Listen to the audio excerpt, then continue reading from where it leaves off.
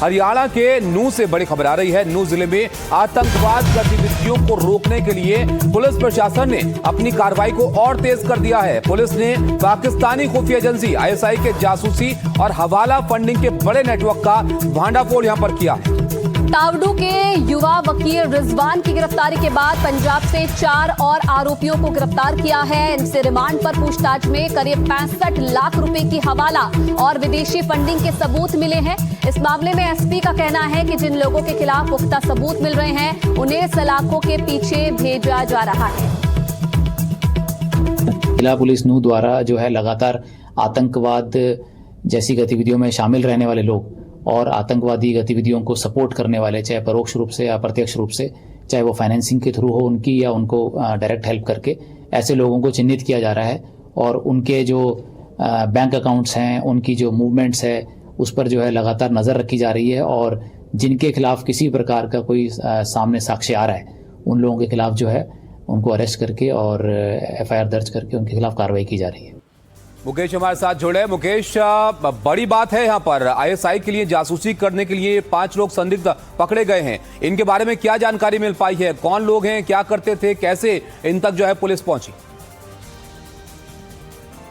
देखिए तारिक, बिल्कुल ये जासूसी का बड़ा नेटवर्क है। सबसे पहले जो वकील रिजवान है नूंह से पकड़ा गया, उससे पूछताछ हुई तो यह मालूम चला कि रिजवान लगातार पाकिस्तानी खुफिया एजेंसी आईएसआई के हैंडलर के संपर्क में था और पिछले कई सालों से लगातार वो पाकिस्तान में पाकिस्तान के लिए जासूसी कर रहा था।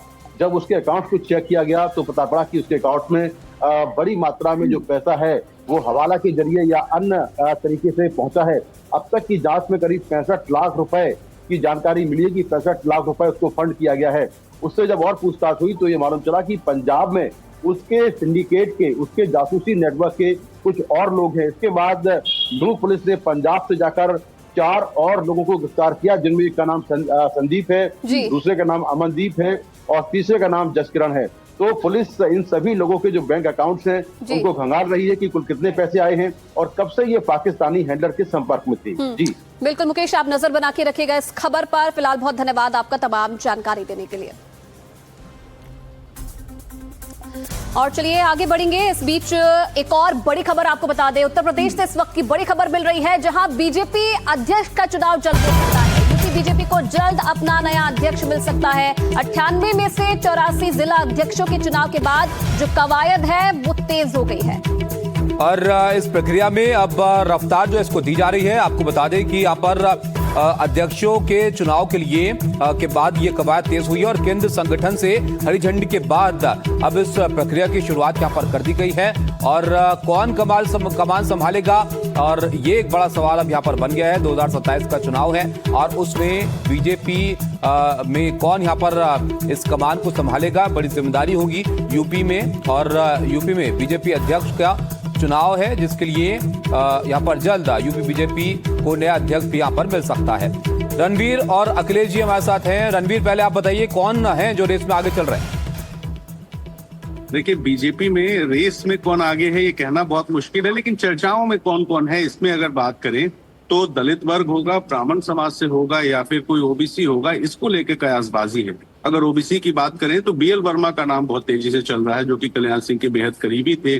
लोध समाज से आते हैं, बुंदेलखंड की तरफ से आते हैं। इसके अलावा अमरपाल मौर्य जो कि राज्यसभा सांसद है, विधानसभा का चुनाव लड़ चुके हैं, राज्यसभा में वर्तमान में है, मौर्य समाज से आते हैं।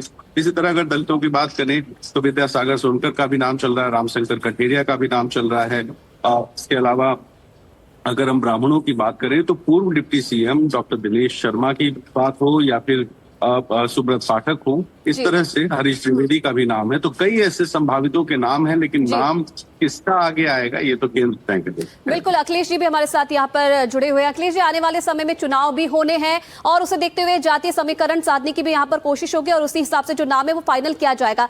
क्या माना जा रहा है, कब तक जो ये चुनाव है ये हो सकते हैं? कहा गया कि जल्दी ही नाम आ सकता है सामने, संगठन का चुनाव हो सकता है। हालांकि इसमें यह भी बताया जा रहा है कि जब तक यूपी का चुनाव नहीं होगा तब तक बीजेपी के राष्ट्रीय अध्यक्ष का चुनाव नहीं होगा। जहां तक नए अध्यक्ष की बात है, कहा जा रहा है कि जातीय समीकरणों के साथ साथ बीजेपी क्षेत्रीय समीकरणों को भी साधना चाहेगी, क्योंकि अगर आप सेंट्रल यूपी की बात करें तो वहां से बीजेपी को नुमाइंदगी देना बहुत जरूरी है। ये बात बार बार कही जा रही है। और साथ ही कल्याण सिंह के जाने के बाद ओबीसी में खासतौर से लोअर वर्ग में जो वैक्यूम पैदा हुआ है उसको भरने की भी आवश्यकता महसूस की जा रही है। तो ऐसे में माना जा रहा है कि बी एस वर्मा सबसे मजबूत दावेदार के तौर पर उभर रहे हैं। लेकिन ये भी है कि बीजेपी को दूर से जाति समीकरणों को भी साधना है, क्योंकि मुख्यमंत्री ठाकुर हैं, राजपूत हैं, इसके साथ एक डिप्टी सीएम ओबीसी हैं, दूसरे डिप्टी सीएम ब्राह्मण हैं। तो ऐसे में शायद ब्राह्मण बीजेपी प्रदेश अध्यक्ष न बना, ये भी एक बात हो सकती है। तो कुल मिलाकर के कोशिश ये है कि संगठन में और सरकार में दोनों में ही साथ साथ बदलाव करना है और 2027 की जो चुनौती है विधानसभा चुनाव की, उससे पार पाना है। तो बीजेपी इसीलिए लगातार मंत्रणा कर रही है। आरएसएस के वरिष्ठ नेताओं की भी मुख्यमंत्री योगी आदित्यनाथ के साथ बैठक हुई थी, जिसमें की चर्चा हुई कि नया अध्यक्ष कौन होगा। अखिलेश जी, लेकिन इस प्रक्रिया में काफी वक्त यहाँ पर पहले लग गया है। अब ये जैसे कि आपने बताया बहुत महत्वपूर्ण है, क्योंकि इस चुनाव के बाद ही जो बीजेपी के अध्यक्ष है उसके लिए प्रक्रिया यहाँ पर रफ्तार पकड़ेगी। तो आपको लगता है कि वो भी जल्द ही यहाँ पर बीजेपी तय करने के लिए आगे बढ़ रही है? निश्चित तौर पर ये बात बिल्कुल सही है कि काफी देरी हो गई है, क्योंकि जो अभी वर्तमान अध्यक्ष है उन्होंने पिछले साल जब खराब प्रदर्शन रहा था बीजेपी का यूपी में लोकसभा चुनाव में, उसी के बाद अपना पद छोड़ने की पेशकश की थी, लेकिन उनसे कहा गया था कि आप बने रहें। करीब 1.5 साल उस बात को हो चुका है, लेकिन अभी तक पार्टी उनका उत्तराधिकारी नहीं ढूंढ पाई है। लेकिन अब संगठन की जो प्रक्रिया है वो पूरी हो गई है। 98 संगठन जिले हैं बीजेपी के, 84 संगठन जिलों पर अध्यक्ष की नियुक्ति हो चुकी है। तो इसलिए चुनाव में कोई बाधा नहीं है। ये भी कहा जा रहा है कि नाम भी तय हो चुका है, नाम भी बता दिया गया है मुख्यमंत्री योगी आदित्यनाथ को। इसमें 2 से 3 दिन ही लगेगा जब ये तय हो जाएगा कि चुनाव कब कराना है। रणवीर, ये जो प्रक्रिया है इसको भी आप जरा समझाइए, क्योंकि यूपी में 98 संगठन जिले जो हैं वो किस तरह से और कैसे इस प्रक्रिया को लेकर आगे बढ़ा जाता है, क्योंकि वक्त लगा है। तो वो किस लिए यहाँ पर वक्त लगा, ये भी जरा आप यहाँ पर समझाइए।